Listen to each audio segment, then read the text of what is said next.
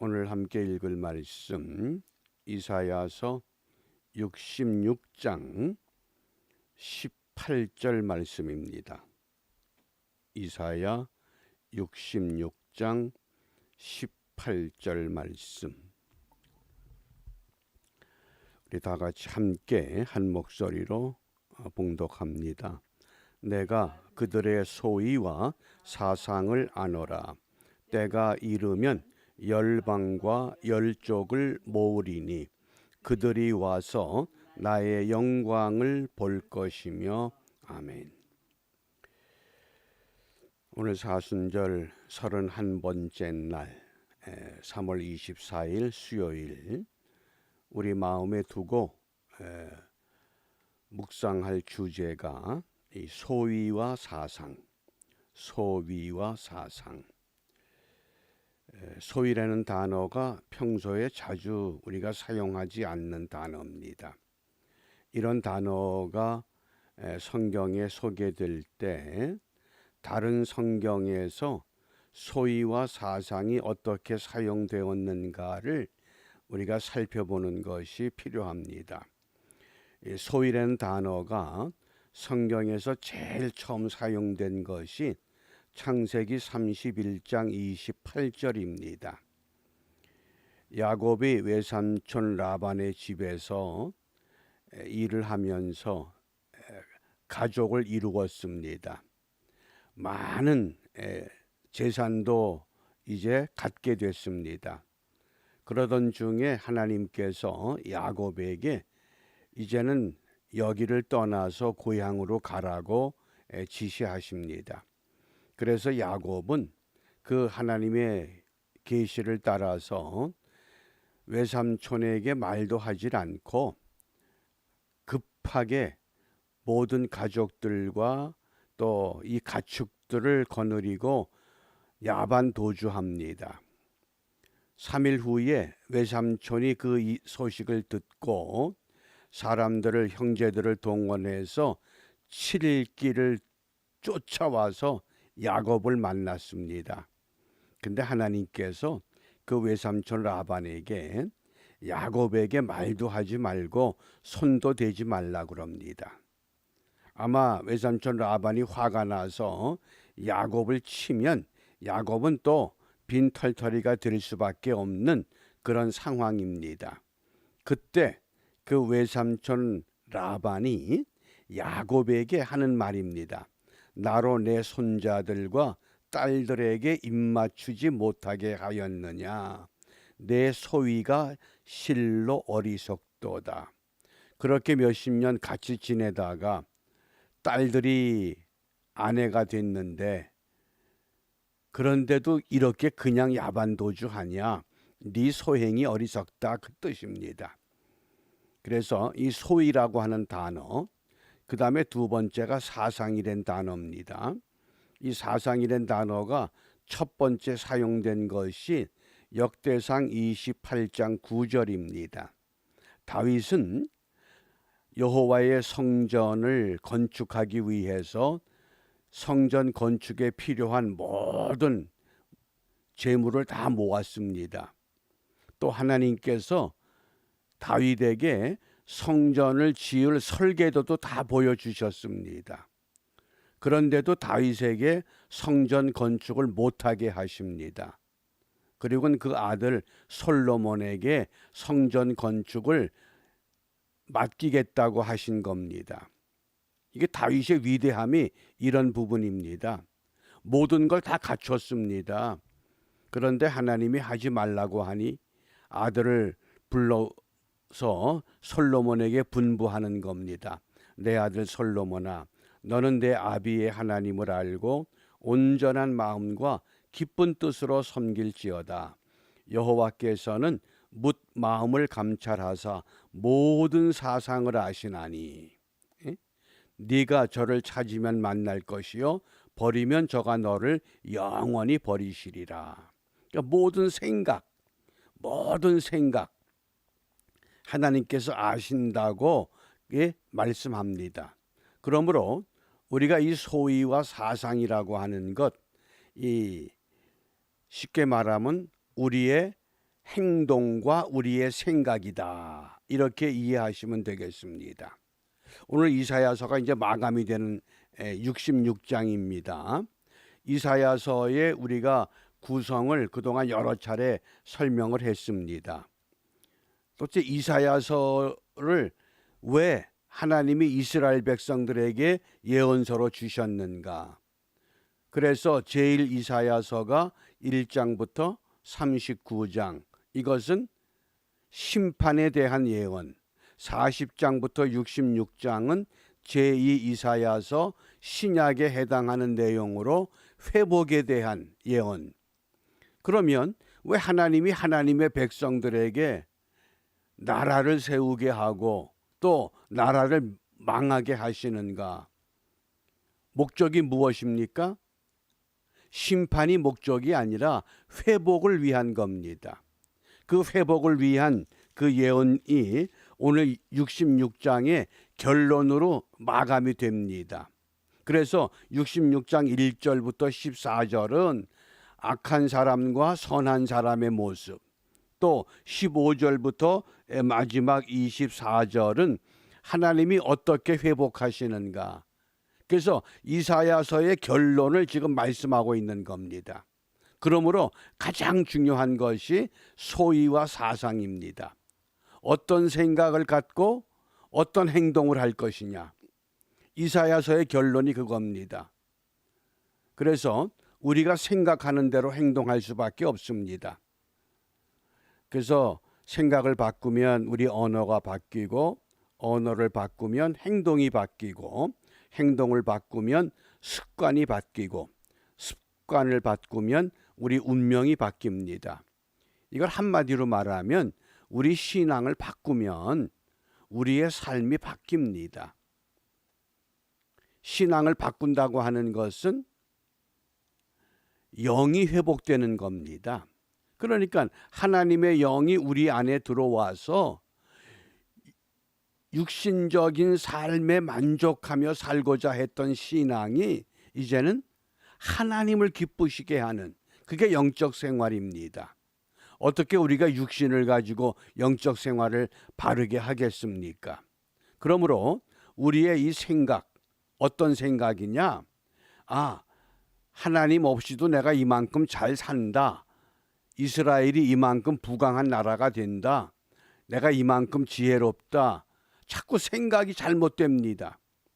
하나님께서는 그것을 오늘 이스라엘을 통해서 우리에게 교훈하시는 겁니다. 그러면 이사야서는 그 당시에 이스라엘 백성들, 남유다 백성들 바벨론에 망할 것이고 70년 만에 돌아와서 회복된다.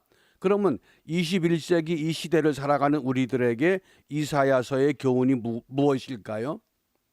우리가 하나님의 영적인 이스라엘 백성입니다. 그러면 하나님의 백성들의 생각, 하나님의 백성들의 행동, 이것에 대해서 말씀하시는 겁니다. 그러니까 우리가 생각이 그만큼 중요합니다.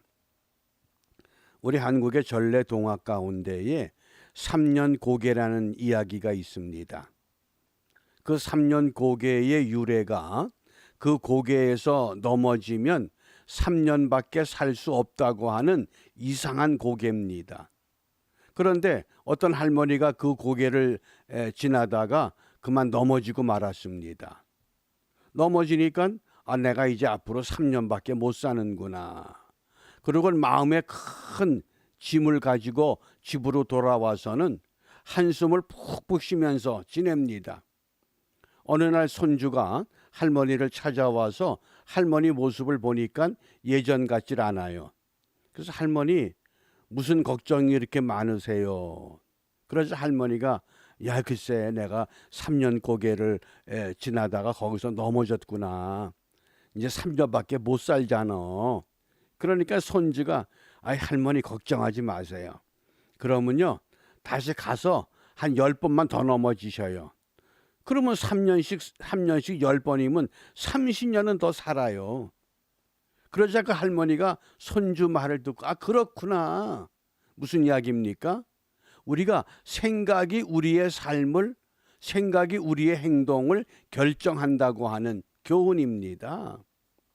우리가 이 아침에 내가 무슨 생각을 갖느냐, 자리에서 일어나면서 제일 먼저 내 마음에 떠오르는 생각, 그것이 하나님을 기쁘게 하는 생각이면 온종일 하나님과 동행하며 기쁨의 삶을 살아갈 수 있습니다. 그런데 눈을 뜨면서 세상 걱정, 근심이 나를 붙잡고 있으면 우리가 거기에 또 붙잡혀서 하루 종일 먹을 걱정, 입을 걱정, 거할 걱정, 사고 걱정, 병들 걱정, 온갖 걱정을 할 수밖에 없습니다. 그러므로 우리가 분명한 것은 오늘 이사야 선지자를 통해서 우리에게 분명히 말씀합니다. 하나님이 택한 백성일지라도 하나님은 그들이 하나님 기준의 삶을 살게 하기 위해서 말씀하시는 겁니다. 그러므로 우리가 오늘 우리 주제가 되는 이사야 66장 18절 말씀을 우리 한번 다시 같이 읽습니다. 내가 그들의 소위와 사상을 아노라. 때가 이르면 열방과 열족을 모으리니 그들이 와서 나의 영광을 볼 것이며. 저는 아침에 이 말씀을 다시 읽으면서 그러면 선지자 이사야를 통해서 우리에게 말씀하는 것이 무엇인가? 이 팬데믹 시대에 하나님께서 오늘 이사야를 통해서 과거 이스라엘 백성들을 깨우치셨는데 이 시대를 살아가는 성도들과 하나님의 교회를 향해서 너희가 교회가 회복해야 된다. 성도들이 회복돼야 된다. 그 말씀을 우리에게 전하고 있음을 깨닫습니다. 그러므로 우리가 어떤 생각을 가졌든지 우리의 잘못된 생각을 찾아내서 그 생각을 떨쳐버려야 됩니다. 왜냐하면 시편 4절 말씀에 악인은 그 교만한 얼굴로 말하기를 여호와께서 이를 감찰치 아니하신다 하며 그 모든 사상에 하나님이 없다 한다. 하나님이 없는 것처럼 사는 것, 하나님의 백성이 하나님을 무시하고 삽니다. 예수를 믿는 성도들이 예수님을 무시하고 살아갑니다. 주님의 몸된 교회가 주님의 몸을 세우는 것이 아니라 교회를만 세우려고 합니다. 그것이 다 하나님 보시기에 잘못된 것이라고 말씀합니다. 그러므로 잘못된 것은 하나님이 반드시 심판하신다. 그러나 심판은 왜 하느냐? 회복시키기 위해서. 하나님이 우리를 회복하기를 원하시는 겁니다. 팬데믹이라고 하는 이 우한 코로나 바이러스가 중국 우한에서 시작이 되었던 것은 우리 눈에 보이는 현상입니다. 그러나 그 역사의 배후에는 하나님의 손이 있습니다. 하나님이 손에 왜 그렇게 이 전 세계에 이런 어려운 일을 퍼치셨는가? 이사야 선지자의 예언에 따르면 하나님의 백성들이 하나님의 기준으로 들어오게 하기 위해서, 하나님의 교회가 주님을 위한 교회로 세워지게 하기 위해서, 우리가 이것이 회복되는 것이 이사야서를 마감하는 신앙의 영적인 의미라고 하겠습니다. 우리가 이 아침 시간에 이사야서 66장을 이제 끝내면서 다 결단하시기 바랍니다. 내가 이제까지 어떤 신앙생활을 했는가? 우리의 생각, 우리의 행동을 한번 되새겨 볼 수 있기를 바랍니다. 어떤 분이 도끼를 잃어버렸어요. 분명히 도끼를 마당에 뒀는데 도끼가 없어졌어요. 그런데 옆집 청년을 보니까 그 청년이 그 도끼를 집어간 것 같아요. 그러고 보니까 그 청년이 꼭 도둑놈 같이 보여요.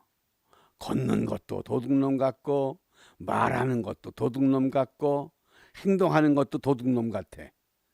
그런데 그 다음날 밭 자기 이 밭을 둘러보다가 아주 밭 한 모퉁이에 도끼가 떨어져 있는 거예요. 그 도끼를 찾으면서, 근데 마침 그 청년이 지나가요. 방금 전까지는 도둑같이 보였던 청년이 평범한 청년으로 보이더래요. 우리가 영적으로 바르게 깨어 있으면 팬데믹 세상이 누구 탓이냐, 누구 때문이냐, 자꾸 이렇게만 생각이 되는데, 이것이 우리가 바른 믿음을 회복하면 어떤 생각을 갖게 되느냐, 하나님이 이 일을 통해서 오늘 나에게 무엇을 말씀하실까? 내가 어떤 믿음의 길을 걸어가야 할 것인가? 이것을 분명하게 보여주시고 말씀하신다고 하는 겁니다. 그래서 이사야서의 결론이 이렇게 됩니다. 이사야 오늘 66장 그 20절 말씀, 이 말씀을 잘 읽어보시길 바랍니다. 우리 이 말씀을 함께 읽습니다. 나 여호와가 말하노라. 이스라엘 자손이 예물을 깨끗한 그릇에 담아 여호와의 집에 드림같이 그들이 너희 모든 형제를 열방에서 나의 성산 예루살렘으로 말과 수레와 교자와 노새와 약대에 태워다가 여호와께 예물로 드릴 것이요. 아멘. 이스라엘 자손이 깨끗한 예물, 예? 무슨 말씀입니까? 예배를 바르게 회복하라, 그 뜻입니다. 구약 시대에는 제물을 바쳤지만은 오늘 이 시대에 우리가 팬데믹 세상에 살면서도 아직도 주님 앞에 깨끗한 예물을 드리지 못하면 너희들 이 고통이 더 길어지고 더 엄해지고 더 심각해질 것이라고 말씀하십니다. 예배를 회복해라. 그 예배가 무엇인가요? 내 생각과 내 행동에 의해서. 그래서 너희가 정말 하나님 앞에 올바른 예물을 드려라. 그렇게 되면 어떤 일이 이루어지느냐? 이사야 66장 21절 함께 읽습니다. 나는 그 중에서 택하여 제사장과 레위인을 삼으리라, 여호와의 말이니라. 아멘. 나는 그 중에서 하나님 앞에 깨끗한 예물을 바치는 그 하나님의 백성들 중에서 레위인을 삼고 제사장으로 세우겠다고 말씀합니다. 어느 분이 어느 목사님에게 질문을 했어요. 목사님, 교회 교인이 얼마나 됩니까? 한 15,000명? 그러니까 또 묻기를, 그러면 그 15,000명 중에서 정말 중심으로 교회를 섬기는 사람은 얼마나 됩니까? 그랬더니 한 2,000명 될까? 그러니까 그분이 뭐라고 답을 하는 거 하니, 그러면 12,000명은 교회 실업자입니다. 수는 15,000이지만은 정말 교회를 위해서 헌신하는 사람이 2,000명이면 13,000명은 교회 실업자라는 거예요. 우리가 그동안 신앙생활 하면서 우리가 그 교회 실업자처럼 신앙생활 한 것은 아니었는가? 하나님께서 이 역사에 이 우주 만물을 지으신 주인으로서 하나님의 교회들이, 하나님의 백성들이 어려움을 겪는 것을 왜 모르시겠습니까? 분명히 아십니다. 그런데 왜 이 상태를 이렇게 지속해 가고 있는가? 뭐 한두 달이면 끝날 줄 알았는데 벌써 이제 1년이 넘어가는 이런 일이 우리 앞에 펼쳐지는가? 아, 하나님의 제사장, 하나님의 레위인들을 우리 하나님이 찾고 계십니다. 우리 한 사람 한 사람이 이제 결단하고 어떤 마음을 품어야 되느냐? 자, 우리 사도 베드로를 통해서 우리에게 주신 말씀이죠. 베드로전서 2장 9절 10절 함께 읽습니다. 오직 너희는 택하신 족속이요 왕 같은 제사장들이요 거룩한 나라요 그의 소유된 백성이니 이는 너희를 어두운 데서 불러내어 그의 기이한 빛에 들어가게 하신 자의 아름다운 덕을 선전하게 하려 하심이라. 너희가 전에는 백성이 아니더니 이제는 하나님의 백성이요 전에는 국류를 얻지 못하였더니 이제는 국류를 얻은 자니라. 아멘. 선지자 이사야를 통해서 이스라엘이 회복되기를 원하고 성전이 회복되기를 원하셔요. 마찬가지로 사도 베드로를 통해서 너희가 전에는 백성이 아니더니 이제는 하나님의 백성이 되려는 거예요. 전에는 국류를 받을 수 없는 생각과 행동으로 지냈는데 이제는 국류를 받을 수 있는 하나님의 자비와 사랑과 은총을 힘입을 수 있는 생각과 행동을 회복하라고 말씀하는 거예요. 이런 신앙이 될 때 드디어 성경의 결론이 우리에게 그대로 이루어지는 겁니다. 그것이 요한계시록 21장 1절 2절 말씀이에요. 함께 읽습니다. 또 내가 새 하늘과 새 땅을 보니 처음 하늘과 처음 땅이 없어졌고 바다도 다시 있지 않더라. 또 내가 보매 거룩한 성 새 예루살렘이 하나님께로부터 하늘에서 내려오니 그 예비한 것이 신부가 남편을 위하여 단장한 것 같더라. 아멘. 반드시 새하늘과 새 땅을 예비하셨습니다. 그 새하늘과 새 땅이 지금 우리에게 내려온다고 하면 우리가 그곳에 들어갈 만한 하나님의 백성의 모습, 하나님의 백성으로서의 생각과 삶, 행동을 우리가 회복했는가? 이렇게 물어보셔요. 그러므로 우리 사순절 31번째 날 3월 24일 우리 수요일 이 새벽에 이제까지 지내온 것 주님의 은혜입니다.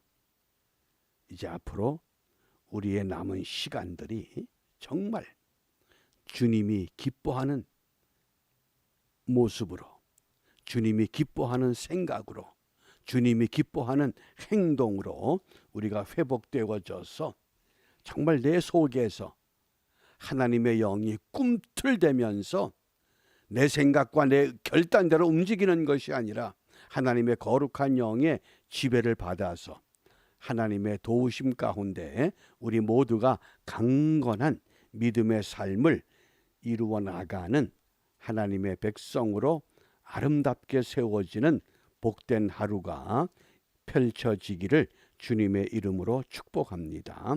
기도하겠습니다. 은혜로우신 아버지 하나님, 저희들을 하나님의 백성으로 불러주셨습니다. 하나님의 부름에 합당한 생각과 행동을 하지 못한 지난날의 우리의 모든 잘못된 것, 이 아침 시간에 주님 앞에 내려놓고 주님께서 우리에게 부어주시는 새로운 영의 지배를 받아 우리의 남은 시간들이 주와 동행하며 이 땅에 하나님의 거룩한 백성의 구루터기가 있을 뿐만 아니라 하나님이 기뻐하는 하나님의 교회가 세워지고 있음을 우리가 함께 기뻐하며 그 일에 헌신함으로 인하여 팬데믹 세상을 에덴과 같은 새하늘과 새 땅과 같은 아름다운 세상으로 바꾸어 나가는 일에 온전히 쓰임받는 우리 모두가 되게 하시고 모든 성도와 교회들로 회복시켜 주시옵소서. 이러한 은혜가 우리에게 이루어지기를 소원하며 주님께서 가르쳐 주신 기도로 함께 기도합니다. 하늘에 계신 우리 아버지, 아버지의 이름을 거룩하게 하시며 아버지의 나라가 오게 하시며 아버지의 뜻이 하늘에서와 같이 땅에서도 이루어지게 하소서. 오늘 우리에게 일용할 양식을 주시고 우리가 우리에게 잘못한 사람을 용서하여 준 것 같이 우리 죄를 용서하여 주시고 우리를 시험에 빠지지 않게 하시고 악에서 구하소서. 나라와 권능과 영광이 영원히 아버지의 것입니다. 아멘. 아멘.